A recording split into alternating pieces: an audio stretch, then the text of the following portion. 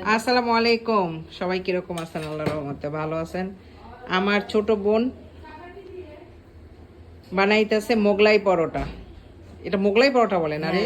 হ্যাঁ, মোগলাই বানাইতেছে। তো আমি তো ছোট বোনের বাসা বেড়াইতে আইছি, আমার যে বাবার বাসা আমি বেড়াইতে আইছি।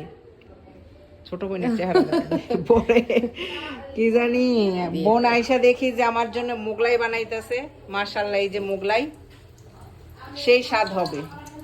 তো সবকিছু প্রসেস কইরা ফেলাইছে। আমরা এখন বেড়াইতে আসছি, আইসা দেখি যে মোগলাই হচ্ছে।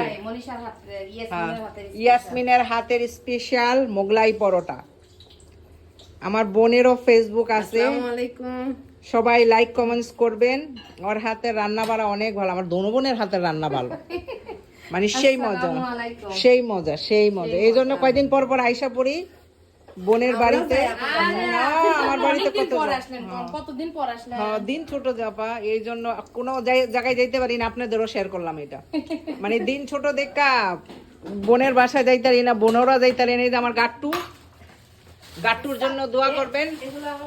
গাট্টু একটু অসুস্থ ছিল, এখন মাশাআল্লাহ ভালো হয়েছে, আলহামদুলিল্লাহ। তো আমরা আজকে বেড়াইতে আসছি, দেখেন আমরা কি কি খাই। এখন নাস্তা করব আমরা, চা আর মোগলাই।